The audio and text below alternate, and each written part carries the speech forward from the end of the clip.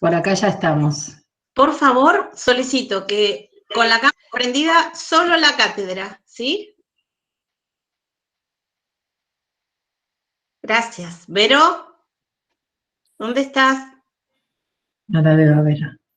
Vero, ahí está. Bueno, ¿estamos? Sí, ya estamos. Bueno, empezamos entonces, ¿ya empezaron a grabar? Ya está todo, transmisión y grabación. Bueno, perfecto. Solo la cámara de la cátedra prendida, por favor. ¿Sí? Todo el mundo muteado y con la cámara apagada por el momento. Solo la cámara de la cátedra. Cuando termino, la cátedra también apaga la cámara y la deja sola a paz. ¿Sí? Perfecto. Bueno, hola a todos, buenas tardes. No me quiero demorar.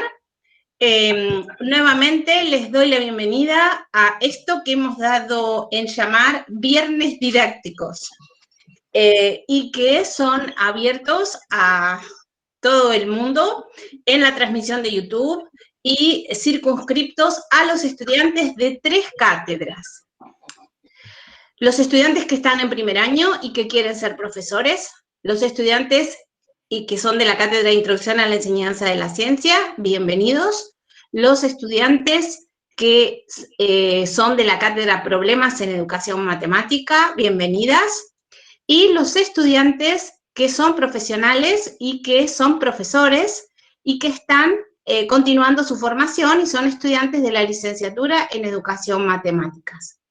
También, entonces, nos acompaña el equipo de cátedra de estas 3 cátedras. Estamos con la doctora Verónica Parra, que es la profesora adjunta de Introducción a la Enseñanza de las Ciencias, y bueno, yo soy la profesora responsable de esa asignatura. Estoy con la doctora Carolina Llanos, que es la profesora adjunta de Fundamentos Didácticos en Educación Matemática. Estoy con 3 auxiliares, con el licenciado Rolando Cortopaso, que trabaja en Fundamentos Didácticos, con la bioquímica Paola Otero, que es auxiliar de Introducción a la Enseñanza de las Ciencias, y con la doctora María Paz Gasola, que es la ponente de hoy, y que trabaja en 2 de las cátedras, en Fundamentos Didácticos y en Introducción a la Enseñanza de la Ciencia. Así que bueno, le damos la palabra y le agradecemos muchísimo su intervención. Y a todos, muchas gracias por compartir este momento con nosotros un viernes. Se ve que nos interesa la educación. Hasta luego, entonces. Bueno, muchas gracias Rita. Hola a todos y bueno, bienvenidos de nuevo en esta nueva charla sobre las teorías didácticas de la escuela francesa. Vamos a conversar sobre ingeniería didáctica y teoría de las situaciones. Repasando brevemente, la educación matemática se ha desarrollado, digamos, ampliamente, y se sigue desarrollando en diferentes líneas y enfoques alrededor de todo el mundo. En particular, nosotros estamos interesados por esta línea que se denomina la escuela francesa y que utiliza la expresión didáctica de la matemática. Acá encontramos referentes como Gerard Vergniaud, Régine Doady, Michel Artiche, Boy Brousseau y Chevalard. En la clase de la semana pasada, Carolina comentó los aspectos fundamentales de la teoría de los campos conceptuales y de la dialéctica instrumento-objeto y el juego de marcos. En esta oportunidad vamos a conversar acerca de ingeniería didáctica y teoría de las situaciones. Pero, por supuesto, no es mi objetivo en esta charla abordar todos los aspectos de la complejidad que tienen estas teorías, que es mucha y que se han desarrollado a lo largo de muchos años, sino que voy a abordar algunos aspectos fundamentales que son los que permiten dar respuesta a las preguntas que propusimos en el foro, que se lo propusimos a todas las materias, a todas las cátedras en las que estamos participando. Entonces, bueno, un poco hablando de la ingeniería didáctica, nació en Francia a principios de los años 80 y es impulsada por una tradición de investigación que tiene la escuela francesa que le otorga un papel central al diseño de las sesiones de enseñanza y a la experimentación en el aula. Entonces, diferentes referentes de esta línea francesa, como Vergniaud, Artiche, Brousseau, Chevallard, Guadir, convergen en el desarrollo de una metodología de investigación que toma en cuenta la complejidad de la clase. Entonces, la ingeniería didáctica surge para comprender y mejorar el funcionamiento de los sistemas didácticos siempre desde una perspectiva de investigación. Esta denominación, ¿no?, a ingeniería didáctica se debe a que en esta línea se concibe a el trabajo que se realiza en una investigación parecido al trabajo que realiza un ingeniero. Inicialmente la ingeniería didáctica surge ligada a la teoría de las situaciones, pero no necesariamente tiene que quedar asociada a esta teoría, y como voy a comentar más adelante, se puede hacer ingeniería didáctica desde otros enfoques teóricos que no sea la TSD de Brousseau. Bueno, con la ambición que tenía la ingeniería didáctica, que mencioné hace un momento, que es de comprender y mejorar el funcionamiento de los sistemas didácticos, toma una gran relevancia el papel que se le da a las realizaciones, ¿no?, controladas en las aulas, ¿no?, como una metodología de investigación. Porque esto permitiría, ¿no?, identificar, producir y reproducir diferentes fenómenos didácticos y testearlos. Entonces, bueno, la ingeniería didáctica emerge, ¿no?, con esta idea y se caracteriza por ser un esquema experimental que está basado, ¿sí?, en las realizaciones didácticas en el aula. Es decir, se basa en una concepción, realización, observación y análisis de diferentes secuencias didácticas. Y entonces, de esta manera, se estructura en 4 fases. Una fase que se denomina de análisis preliminar, una fase de análisis y diseño a priori, una fase de realización, observación y recolección de datos, y una fase de análisis y validación a posteriori. Entonces, vamos a ver un poco de qué trata cada fase. Bueno, los análisis preliminares tienen a su vez 3 dimensiones principales. Una dimensión epistemológica, que en realidad es una dimensión que corresponde al análisis del saber, una dimensión cognitiva y una dimensión didáctica. En esta estructura se pueden identificar cada uno de los vértices, ¿sí?, del triángulo didáctico, ¿no? Esto se deriva naturalmente de una característica que es esencial en la didáctica de la matemática francesa, que es entender al fenómeno de enseñanza-aprendizaje de una forma sistémica, ¿sí?, que considera todos sus elementos de una manera conjunta y no cada elemento por separado. Entonces, bueno, esta dimensión epistemológica está asociada a las características del saber en juego. Entonces, corresponde al contenido mismo que se pretende enseñar, a cuáles son sus posibilidades de organización, su vínculo con otros contenidos, a veces se los relaciona con una dimensión histórica, en particular para identificar a lo mejor algunos obstáculos, ¿sí?, que se han manifestado a lo largo de ese concepto en la historia. Entonces aquí se puede hacer un análisis relativo a la génesis del saber, a los problemas que originaron ese saber, a la evolución de ese saber a lo largo del tiempo. La dimensión cognitiva está asociada a las características cognitivas de la población a la cual se dirige la enseñanza. Entonces, se refiere al desarrollo que tiene el estudiante relacionado con el saber que se pretende enseñar. Entonces, aquí se puede hacer un análisis de los conocimientos previos que tienen los estudiantes o de las dificultades respecto al saber que está en juego.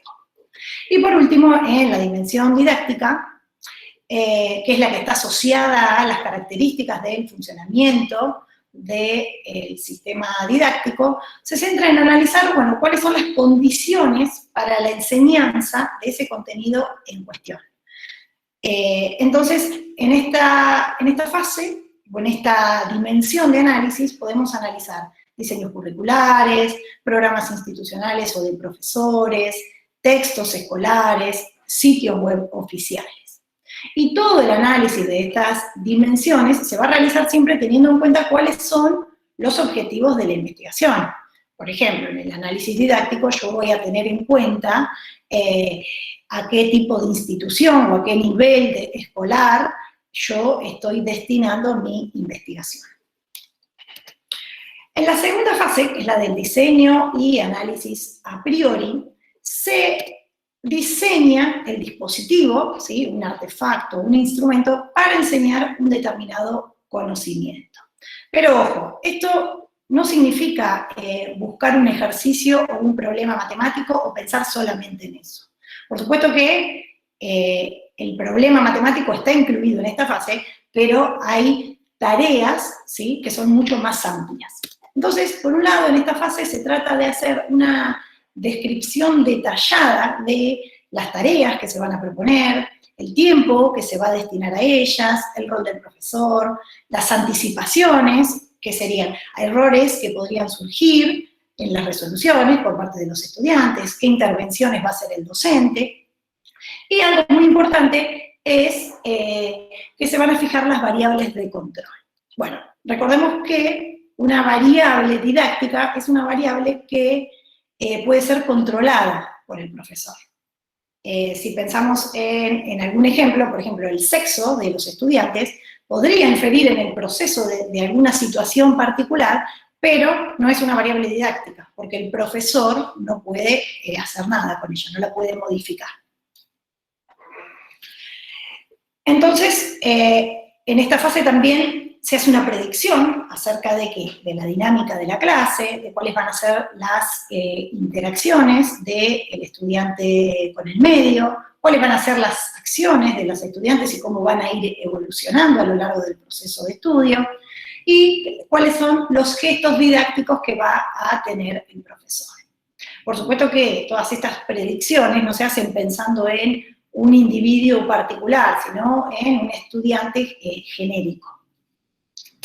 Y bueno, para hacer estos diseños, estos análisis, se va a considerar cuáles fueron los análisis preliminares y qué conclusiones yo puedo sacar de esos análisis preliminares, se van a tener en cuenta las hipótesis de mi investigación, y en esta fase usamos teoría, ¿sí? Recuerden que, como había dicho al principio, originalmente esa teoría era la teoría de las situaciones didácticas, entonces en esta fase se diseñarían situaciones didácticas, pero no necesariamente esto tiene que ser así, se pueden utilizar otros marcos teóricos y de hecho se han utilizado, y yo más adelante voy a presentar un ejemplo de ingeniería didáctica en el cual no utilizamos la TSD, sino que utilizamos la teoría antropológica de lo didáctico. Entonces, bueno, con todo esto es que se dice que esta fase es una fase descriptiva y también una fase predictiva. Entonces, como para resumir un poco, el objetivo de este análisis a priori, ¿sí? No es anticipar todas las conductas personales, como mencioné anteriormente, ¿no? Sino que se trata de construir una referencia que es local. ¿Por qué? Porque está pensada con ciertos objetivos y ciertas hipótesis de una investigación, entonces va a tener restricciones, pero es una referencia que se va a utilizar posteriormente para poder contrastar contra los resultados que se obtienen de las realizaciones en el aula. Entonces, bueno, seguida esta fase, viene una fase de experimentación, donde hacemos la implementación del dispositivo que diseñamos en el aula. En esta fase se recolectan datos, o sea, hay protocolos escritos de los estudiantes, por ejemplo. Otro ejemplo puede ser tomar audios de una clase, las notas de campo de los profesores o del investigador. Y por último, en esta fase aparecen adaptaciones del diseño, ¿no? Porque, por supuesto, cuando uno está en acto y lleva al aula la implementación, es muy difícil que se cumpla al pie de la letra todo lo que yo predije o describí en mi análisis a priori. Entonces, todas las adaptaciones que se realicen en el diseño también van a quedar documentadas porque también se van a utilizar para el análisis a posteriori. Entonces, bueno, la última fase es la fase de experimentación, de análisis y validación a posteriori. Esta fase es, digamos, la fase que le sigue a la experimentación. Entonces, aquí se trata de identificar, bueno, qué fue o qué diferencias hay entre lo observado y lo que yo esperaba, ¿no? Entonces, y tratar de explicar cuáles son esas diferencias. Entonces, hago un análisis a priori que está basado en los resultados de la experimentación y los voy a comparar con mi análisis a priori. Entonces, esta fase, se podría decir que se organiza en términos de un contraste entre análisis a priori y a posteriori. Esta forma de validación, ¿sí?, que contrasta estos análisis, es lo que se llama la validación interna, en el sentido de que se aleja de otras investigaciones que posiblemente hacen una comparación de forma estadística entre grupos denominados grupos de control y grupos experimentales. Aunque igualmente, en esta fase, hay una validez externa, ¿no?, que es relativa a los análisis de la replicabilidad del dispositivo que yo diseñé. Entonces, bueno, a modo de ejemplo, para digamos, mostrar un poco las diferencias de estas fases y cómo se realizan en una investigación, voy a presentar con un ejemplo, retomando el ejemplo de las operaciones con curvas que Carolina mostró en la clase anterior. Este ejemplo y esta investigación, ¿sí?, es una investigación que se desarrolló por Carolina y por Rita, y en la cual yo también tuve una participación, que no voy a describir exhaustivamente acá, pero que se basó en toda una ingeniería didáctica a partir de la elaboración de un REI que tenía como pregunta generatriz cómo operar con curvas cualesquiera si solo se conoce la representación gráfica y la unidad en los ejes.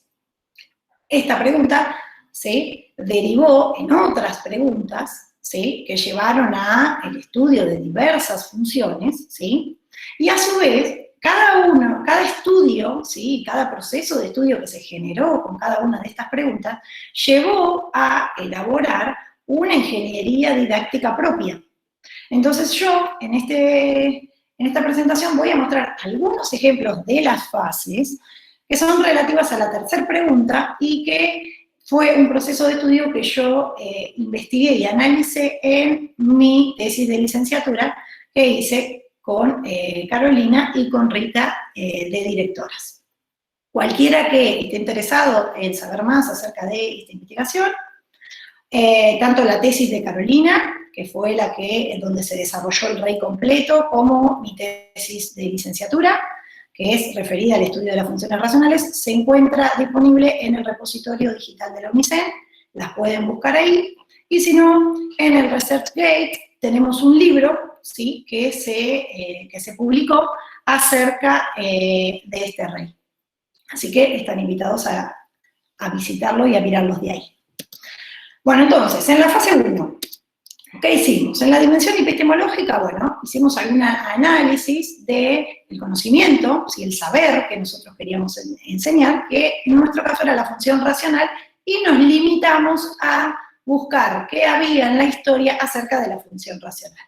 Aquí analizamos la idea de función racional como el cociente de funciones polinómicas, que es lo que mayormente se encuentra en la literatura, y tomamos en cuenta algunas de las principales dificultades que hay relativas a este saber, y son relativas a los comportamientos asintóticos que tienen este tipo de funciones, los dominios de definición y de simplificación, y la heterogeneidad, ¿sí?, de las curvas, ¿sí?, que representan a este tipo de funciones.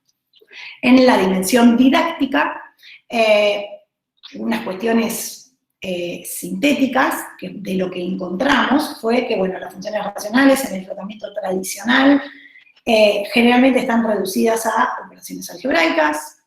El estudio de estas funciones se reduce a funciones que son del tipo AX más B sobre CX más D, con menos D sobre C distinto de 0, o sea, son las funciones homográficas, y se hace únicamente un tratamiento de asíntotas verticales y asíntotas horizontales.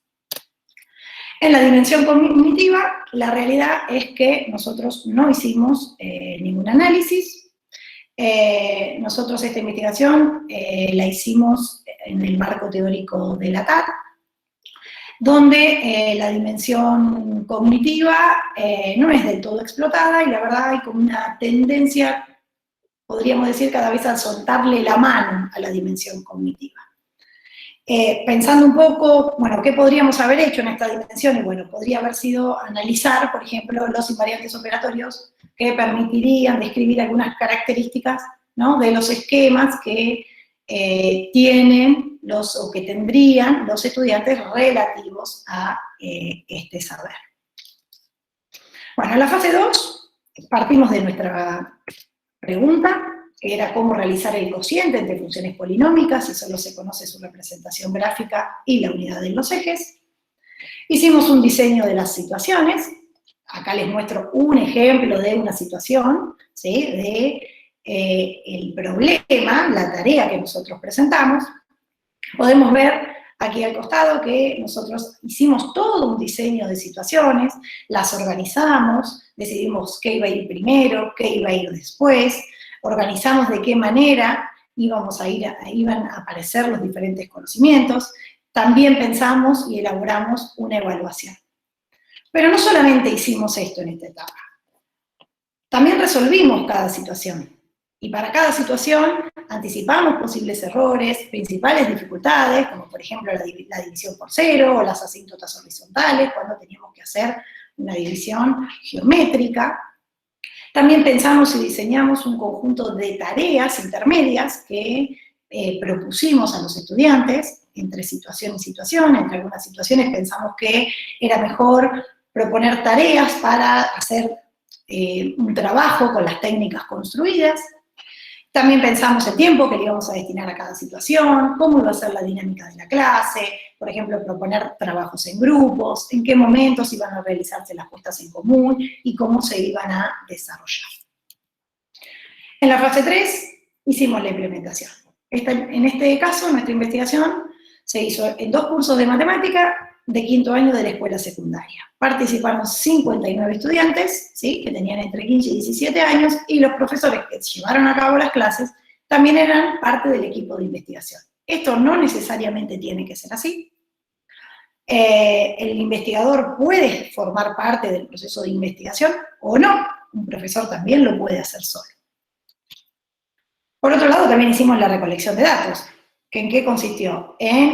Juntamos todos los protocolos escritos de todos los estudiantes de todas las clases. ¿Cómo se hace esto? Nosotros todas las clases, cuando finalizaban, nos llevábamos las producciones que hacían los estudiantes, las escaneábamos y las devolvíamos en el encuentro siguiente. Porque consideramos que eso era algo muy importante, que ellos dispongan de sus materiales. Tomamos audios generales, notas de campo y la bitácora del profesor, que era el investigador. Acá se puede ver cómo en una fase de implementación, ¿sí?, no solamente es ir y llevar el problema a la clase y que se resuelva, sino que intervienen un montón de tareas más que hay que hacer para poder tener la recolección de datos. Bueno, y en la fase 4 obtuvimos algunos resultados, que son, acá puse algunos que son relativos al saber que nosotros estábamos considerando, y algunos que son relativos a la investigación, pero no me voy a detener acá. Quien los quiera ver puede ir a leer detenidamente la investigación, y ahí puede ver, bueno, qué resultados obtuvimos y cómo fueron analizados los datos en el análisis a posteriori. Bueno, entonces, a modo de síntesis, podemos decir que las ingenierías didácticas se han desarrollado progresivamente y se han desarrollado en todos los niveles de escolaridad. Podemos encontrar ingenierías didácticas en el nivel primario, en el secundario, en el universitario, también en la formación de profesores, también en actividades más abiertas como, por ejemplo, trabajos por proyectos, incluso también en actividades matemáticas en contextos que no son formales. Por otro lado, las ingenierías didácticas también se enriquecieron por el uso en otros dominios que son distintos a la matemática. Se pueden encontrar trabajos que están relacionados al deporte o a la informática, y también en otros marcos teóricos, ¿sí? Como ya habíamos dicho, dialéctica instrumento-objeto, la teoría antropológica de lo didáctico, e inclusive, ¿sí?, en otros marcos teóricos que están fuera de la escuela francesa, como por ejemplo el enfoque ontosemiótico o la socioepistemología. Bueno, algún desafío que entonces tiene la ingeniería didáctica, ¿sí?, es el tema de las relaciones entre la tradición original de la ingeniería didáctica relativa a la teoría de las situaciones didácticas y las diferentes formas de diseño que se van desarrollando en educación matemática, ¿no? Por ejemplo, bueno, cómo relacionar las diferentes formas de diseño entre una situación didáctica y, por ejemplo, lo que se propone en el marco de la teoría antropológica de lo didáctico, como las AEI o los REI. Y para finalizar, mostrando este proceso y esta metodología de la ingeniería didáctica, con todas sus fases y con todas sus complejidades, yo lo que quiero es dejarles una pregunta abierta a ustedes para que ustedes la puedan pensar y me puedan dar sus respuestas cuando finalice esta charla, y es si un profesor de a pie puede involucrarse estrictamente en el desarrollo de una ingeniería didáctica. Esa es una pregunta que les voy a dejar para ustedes. Bueno, para continuar, brevemente vamos a pasar a la teoría de las situaciones. ¿Sí? La teoría de las situaciones la creó Gilles Brusseau. Brusseau nació en el año 1933 y su carrera profesional la comenzó como maestro de la escuela primaria. Y él posteriormente se formó como matemático y como doctor en ciencias. Su contribución principal entonces a la didáctica de la matemática fue esta teoría, la teoría de las situaciones didácticas. Y sus primeras formulaciones fueron a principios de los años 70, aunque se publicó a mediados de los 80. Y sin embargo, ya a partir de los años 60, se empezó a hablar del término situación. Y se hacía referencia en algunos textos a la idea de situación matemática para la enseñanza. Bueno, Brusseau propone un modelo desde el cual pensar la enseñanza como un proceso que está centrado en la producción del saber matemático dentro del ámbito escolar. Un proceso que, como vamos a ver más adelante, pretende revertir el orden pedagógico clásico de la enseñanza. Y bueno, ¿cuál es ese orden clásico? ¿Cómo está compuesto este orden clásico? Y bueno, primero voy por las definiciones, luego por las propiedades y los teoremas, y finalmente vamos por las pruebas o por las aplicaciones, si es que las hubiera en algún momento. Por otro lado, su concepción constructivista lo lleva a Brusseau a postular, ¿sí?, que un sujeto produce conocimiento como el resultado de una adaptación a un medio. Y la idea de medio es una idea central en la teoría de Brusseau. Como voy a desarrollar más adelante, no es una idea sencilla, no es un término sencillo, la idea de medio, ¿sí?, o como vamos a ver después en una situación didáctica, de un medio didáctico. ¿Por qué? Porque es un constructo que se propone como un sistema que es autónomo y es antagonista del sujeto. O sea, ¿qué quiere decir esto? Es opuesto, es contrario al sujeto. Entonces, bueno, todas estas primeras formulaciones, ideas de Brusseau, lo llevan a proponer una de las primeras formulaciones, ¿no?, de la idea de situación, que la describe como un modelo de interacción entre un sujeto y un medio determinado, que por supuesto, en esta interacción hay un juego, un conocimiento.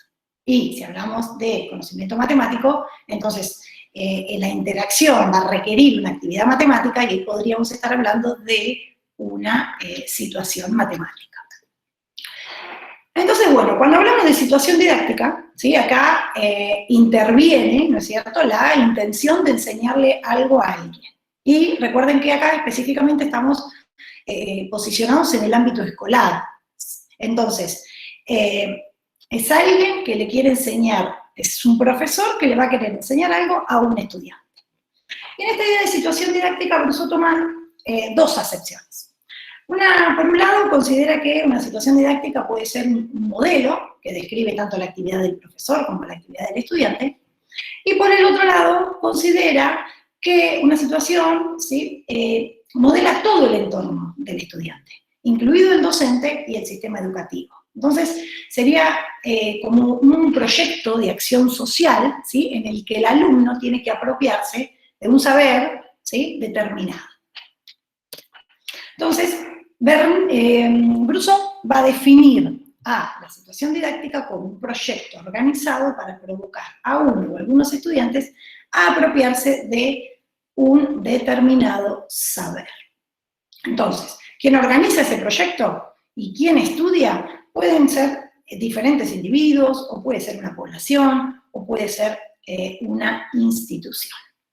Entonces, una situación didáctica está construida intencionalmente con el fin de hacerle adquirir a los estudiantes un saber determinado. Un error frecuente que suele aparecer es considerar que la situación didáctica es solamente el problema, es decir, el ejercicio o la tarea que se propone. Y esta no es una confusión menor, porque en el modelo de Brousseau, ¿sí?, en el modelo de la teoría de las situaciones, no es solamente el problema el que determina la producción de conocimientos, sino son las interacciones que se pueden establecer entre el sujeto y ese medio, ¿sí? Es un medio que sin duda, por supuesto, involucra o incluye a ese problema matemático, pero no es solamente eso.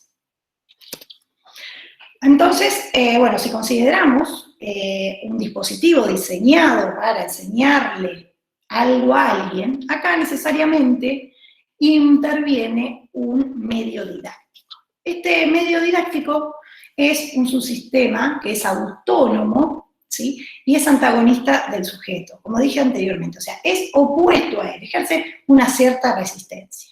Este medio es donde los estudiantes van a ejercer sus acciones y van a recibir una respuesta a cambio, ¿sí? Ellos van a poder evaluar sus acciones.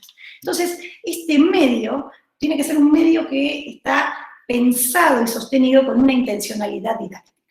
Y este medio incluye textos informativos, objetos materiales, otros alumnos, colaboradores, todas estas cuestiones. Entonces, podemos decir con todo esto que cada proceso didáctico estaría formado o sería una secuencia de situaciones. Situaciones que Brousseau dice que pueden ser de devolución, matemáticas o de institucionalización.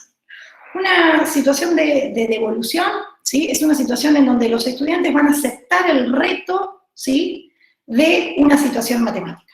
Y van a aceptar el reto también de hacerlo bajo su propia responsabilidad, sin la ayuda del profesor. Una situación matemática, entonces, es la que va a apoyar la actividad matemática de los estudiantes, que tiene que ser de una manera autónoma. Es una situación donde se van a producir nuevos conocimientos.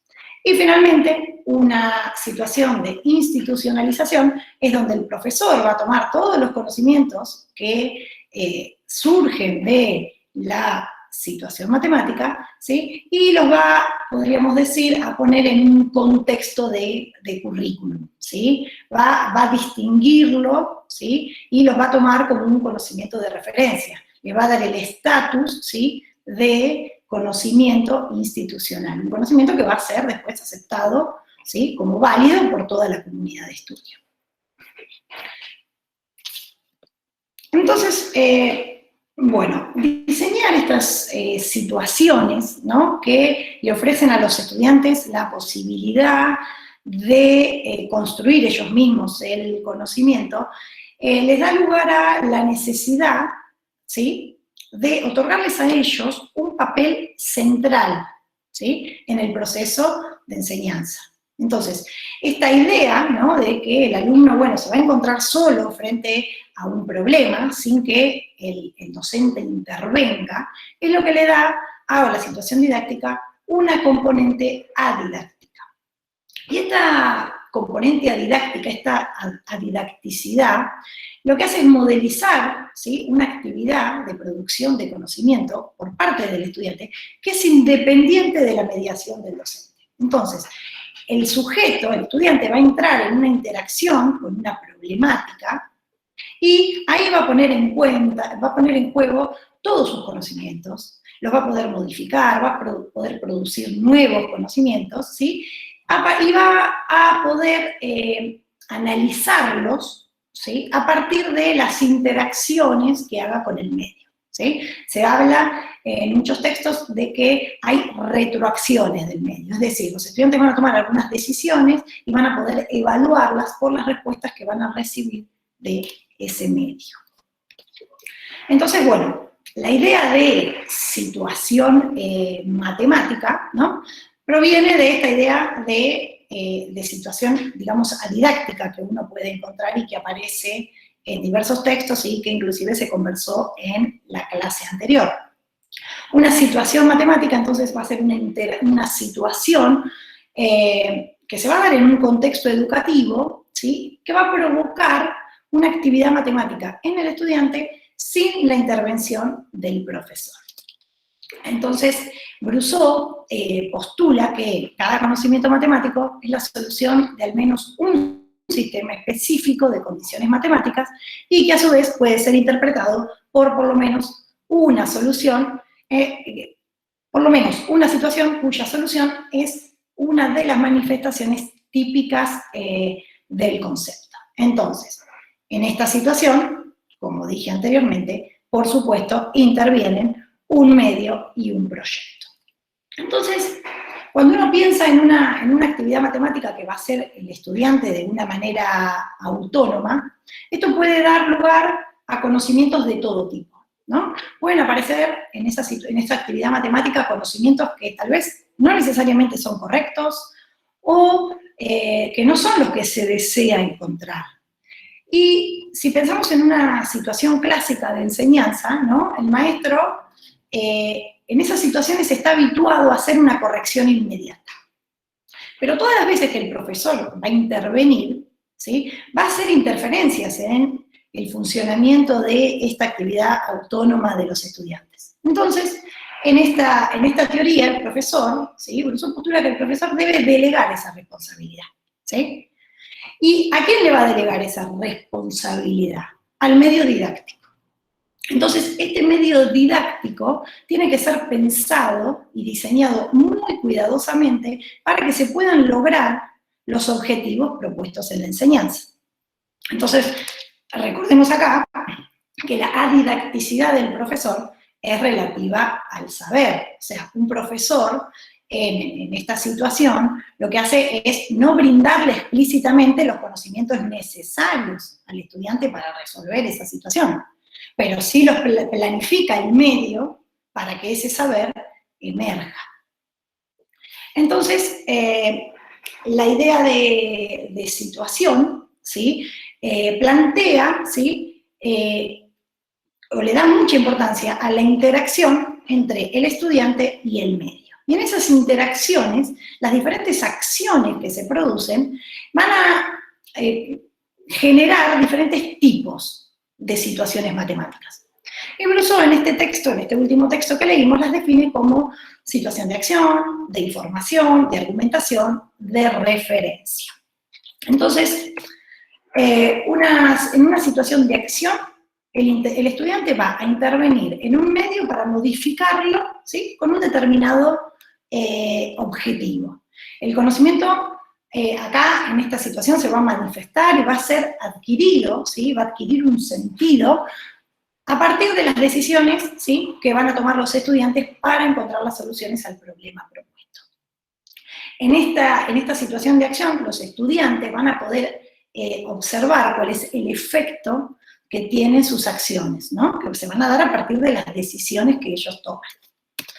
También hay una situación de información, que es una situación de comunicación, una situación donde ya ahora va a intervenir un transmisor y un receptor, ¿no? Y ellos van a cooperar en una acción conjunta que les va a permitir, ¿sí?, obtener resultados para avanzar en esa situación.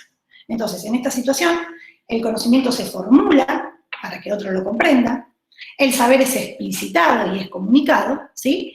Y en esta situación, el problema finalmente se reconoce como tal. Y entonces se establece un curso de acción a seguir. En una situación de argumentación o de la prueba, lo que se hace es comunicar un resultado, ¿sí? Pero este resultado debe ser debidamente validado, ¿sí? No basta con que sea una comprobación empírica, ¿sí? Hay que probar la validez de ese resultado y se tiene que hacer matemáticamente. Entonces, finalmente está la situación de referencia, donde se va a establecer finalmente cuál es la referencia. Que esto puede ser una prueba, un teorema, una definición. Entonces, este conocimiento o esta referencia va a ser aceptado ahora por todos los estudiantes como un conocimiento propio. Voy a tomar la situación de 1, que les presenté anteriormente, para mostrar algunos ejemplos de estas situaciones. Pero les quería remarcar acá que estas situaciones en realidad están determinadas por las acciones que realizan los estudiantes, ¿sí?, en el medio en determinados momentos. Entonces, los ejemplos que les voy a mostrar acá son relativos a esas acciones. Entonces, por ejemplo, cuando presentamos la situación 1, ¿no? Y recordemos acá, que creo que no lo dije, y es que los estudiantes que participaron de esta investigación habían participado en las investigaciones de los recorridos precedentes, entonces ellos contaban con una técnica, ¿sí?, para realizar la multiplicación de 2 curvas. Entonces, en su primer accionar con el medio, ellos recuperan las técnicas geométricas. Eso les permite, además, observar los resultados que tienen esas acciones y volver a probar, como por ejemplo podemos ver acá, este estudiante probó la técnica para la multiplicación y se dio cuenta que no le servía, entonces tuvo que tachar ese punto que había elegido mal y empezar de nuevo y buscar otra técnica, y entonces surgen nuevas estrategias. Aquí es donde decimos que tenemos una situación de acción. Los estudiantes accionan en el medio. También es cierto que esta situación de acción, ¿no?, que es una situación donde los estudiantes accionan en el medio, es una situación que abarca a todas las otras, porque siempre hay una interacción estudiante-medio. Bueno, en una situación de información, acá los estudiantes estaban trabajando en grupos, entonces cada uno tenía que comunicar, ¿sí?, las técnicas que había realizado, y entre todos, ¿no?, entre todos los integrantes del grupo, obtienen una técnica común. Entonces aquí estaríamos en una situación de información, donde la técnica se comunicó y se llegó a una técnica común con todos los integrantes de este grupo. En una situación de argumentación, ahora los estudiantes lo que tienen que hacer es cada grupo, ¿sí?, argumentar y justificar sus resoluciones a toda la clase. Entonces acá estamos enfrente a diferentes actores, todos con una solución diferente, que tienen que validar, ¿sí?, para, digamos, convencer al otro de que su técnica es apropiada, y hacer una validación matemática. No necesariamente esta validación tiene que ser escrita, podría ser una validación oral. Ellos la tienen que poder explicitar, pero no necesariamente la tienen que escribir en términos matemáticos, como se muestra en este ejemplo, en esta fase. Y bueno, finalmente, ¿sí?, se llega a un acuerdo en esta situación de la técnica que se va a seguir utilizando.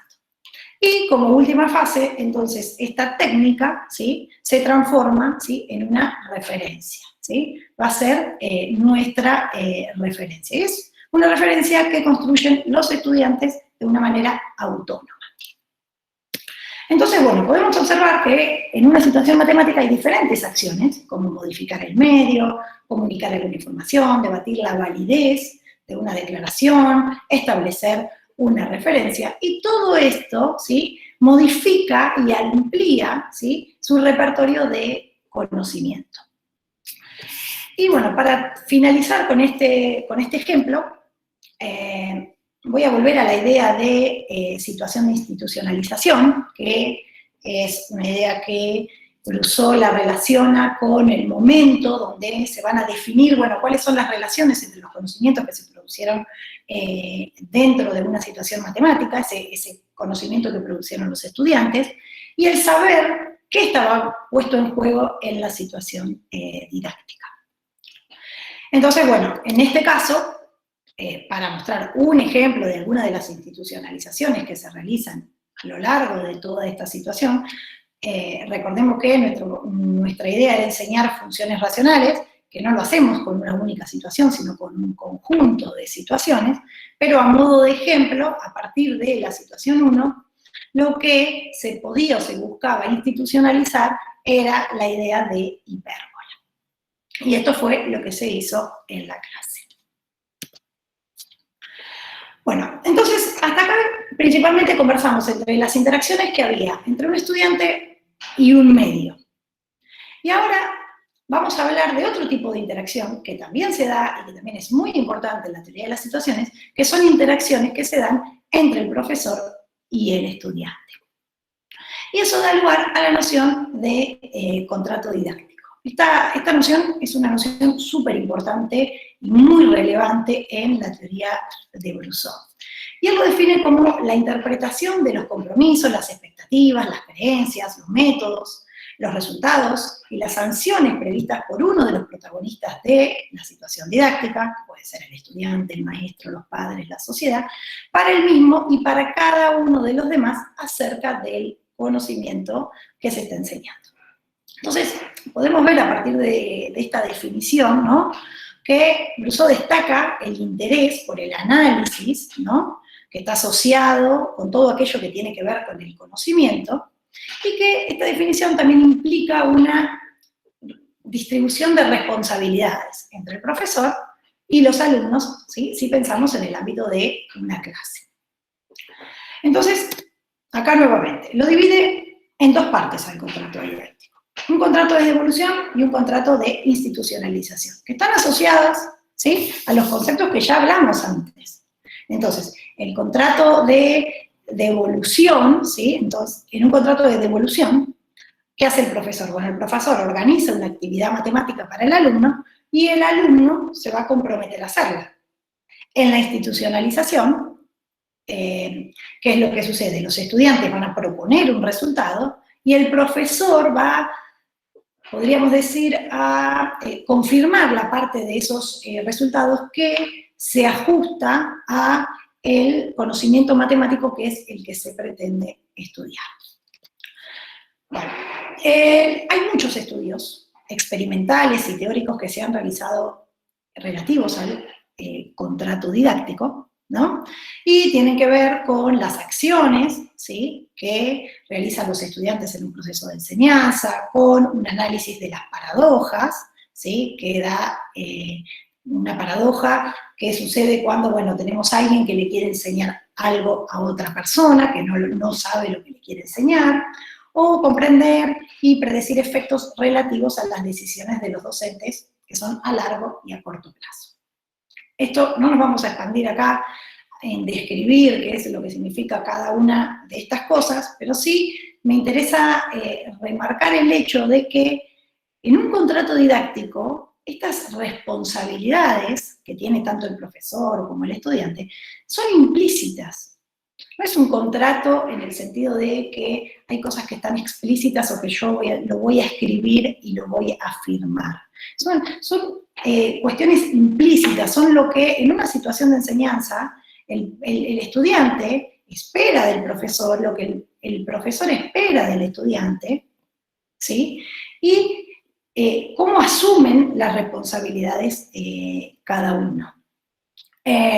Por ejemplo, estas cuestiones traen muchos efectos, ¿sí?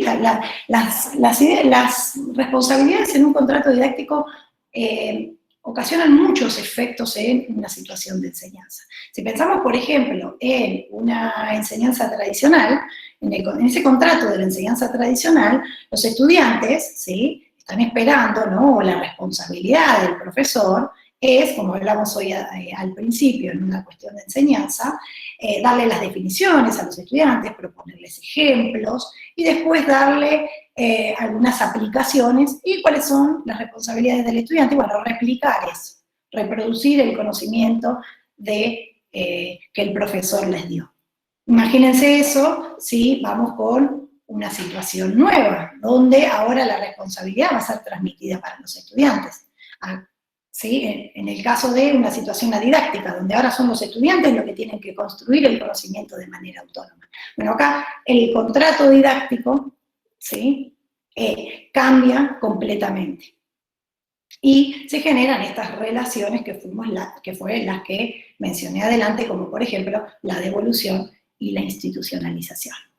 Pero dentro de este proceso, todas las acciones que tome el profesor pueden influir en la enseñanza y en el aprendizaje de los estudiantes. Por ejemplo, si el profesor, digamos, rompe ese contrato, si el profesor de repente les da todas las ayudas a los estudiantes, les da los pasos que tienen que seguir, les hace preguntas para que los estudiantes puedan encontrar ese conocimiento, le advierte sobre diferentes errores, ¿sí? Estamos frente a uno de los ejemplos, digamos, a uno de los efectos más relevantes dentro del contrato didáctico, que sería el efecto Topaz. ¿Qué es esto? Bueno, los estudiantes se van a volver dependientes de las ayudas del profesor y van a perder la confianza en sí mismos. Y en consecuencia, eso va a tener un costo muy grande en el desarrollo de una actividad matemática autónoma. Entonces, todas estas ideas del contrato didáctico son súper relevantes y complejas de analizar. Y ha sido muy estudiado tanto en la teoría de situaciones como en otras teorías o por otros referentes.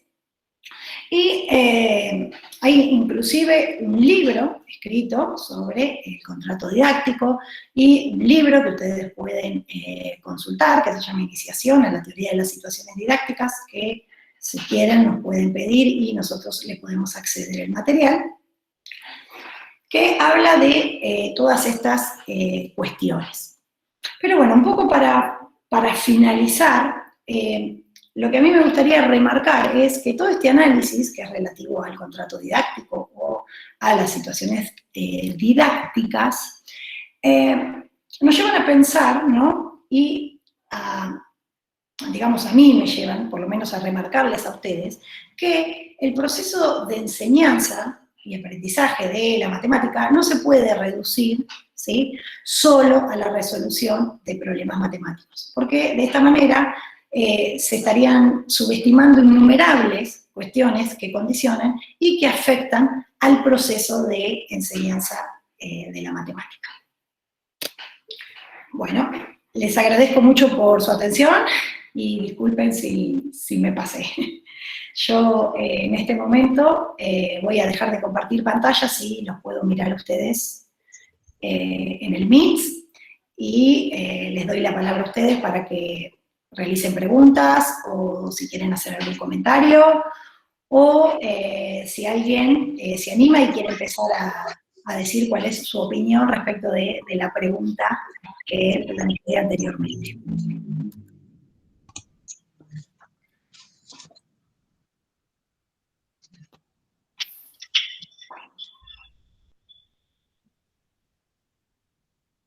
Bueno, estamos ya en la fase de las preguntas, así que tienen la palabra los estudiantes, ¿sí? Bueno, o los profesores, no sé.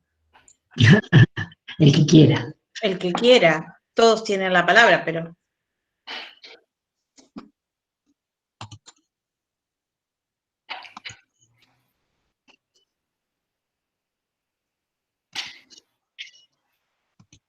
Bueno, si no van a usar la palabra, yo quisiera decir una cosa que a mí me parece importante. A la pregunta formulada sobre, en el Moodle, cómo se caracterizan las situaciones didácticas en matemáticas, cómo define Brousseau el contrato didácticos y qué incidencia tiene en la educación matemática, yo tomo aquí la primera persona que respondió, que se llama Griselda, y ella dice que las situaciones didácticas matemáticas se caracterizan por ser situaciones diseñadas por el docente con la intencionalidad de enseñar un determinado saber matemático. Y después de ella, todos los que le siguen hablan de que las situaciones son diseñadas por el docente. Y yo creo que después de la exposición de Paz, queda bastante claro que no es posible que un docente diseñe una situación didáctica en el sentido de la teoría de las situaciones y tampoco en el sentido de la ingeniería didáctica. Porque debería abandonar su tarea central, que es enseñar, para dedicarse a ser ingeniero didáctico. Entonces, este es un punto que ustedes tienen un error ahí importante. La mayor parte de ustedes cree y dice que como docentes les cabe la tarea de diseñar situaciones didácticas. Y eso es falso. No pueden hacer eso. ¿Por qué no pueden hacer eso? Porque no tienen los medios para controlar el medio. Y otra cosa que ocurre frecuentemente es que se llama situación a cualquier cosa. Entonces uno ve frecuentemente, dice, porque presentamos una situación y la situación resulta que es algo que sacaron del libro, de un libro. Eso es un problema seguramente, pero un problema no es una situación necesariamente. Y yo les quisiera preguntar por qué digamos, un problema no es necesariamente una situación, que conversemos sobre eso. Incluso les querría sacar esa mochila pesada que llevan, ¿sí?, de creer que están obligados a diseñar situaciones. No, no pueden hacer eso. Por lo menos no lo pueden hacer solos. Como acaban de ver, es un asunto muy difícil, muy sofisticado. No creo que ustedes como profesores anden recolectando protocolos, ni grabando a los alumnos, ni haciendo ninguna de esas cosas, porque si no, no podrían enseñar. O graban a los alumnos o recogen los protocolos, después se van a su casa y analizan los 30 protocolos de los 10 cursos que tienen, o sea, tienen unos 300 cada vez que ven a los chicos. No pueden hacer eso, ¿se dan cuenta? No sé, colegas, si quieren decir algo, o sea que quiero decir entonces que los que pusieron eso, que la situación didáctica es una situación que diseña el profesor, eso no es así. Tiene que ver también con la presentación de la clase pasada, de la enorme distinción que Vergniaud le pone a Brousseau con relación a la noción de situación por la complejidad de lo que una situación implica, y que, entendiendo por lo que también estudiamos en la teoría de los campos conceptuales, que cualquier tarea, en el fondo, para Vergniaud, como él la define, como situación, puede permitir los procesos de enseñanza y aprendizaje. Entonces, cuando nosotros decimos utilizamos una situación didáctica en el sentido de Brousseau, estamos entendiendo que tal vez lo que estamos utilizando es un ejercicio, una tarea, si quieren, un problema que tomamos de un libro y lo adaptamos, pero no una situación en el sentido de Brousseau. ¿Sí? Acá agregan una pregunta. Cecilia Añez dice, para un problema hacia una situación debería estar comprobado que al llevarse al aula moviliza al alumno a la acción, información, argumentación. No. Una situación, como lo define Brousseau, es un modelo, es un modelo. Una situación didáctica es un modelo que describe la interacción entre un sujeto y un medio con relación a un conocimiento matemático, si va a ser matemática la situación didáctica. Ezequiel, vinculado a eso, te dice que está sin cámara y sin micrófono y pregunta si puede ser que una situación no es un problema porque una situación involucraría, entre otras cuestiones, la interacción docente-estudiante. No.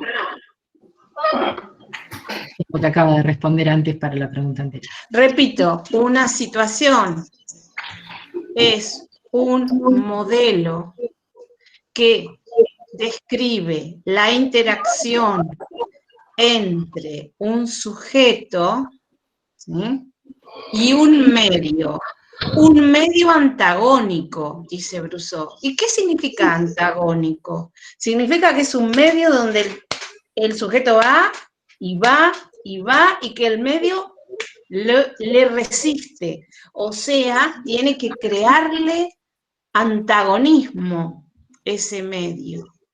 Y cuando hay un sujeto que tiene la intención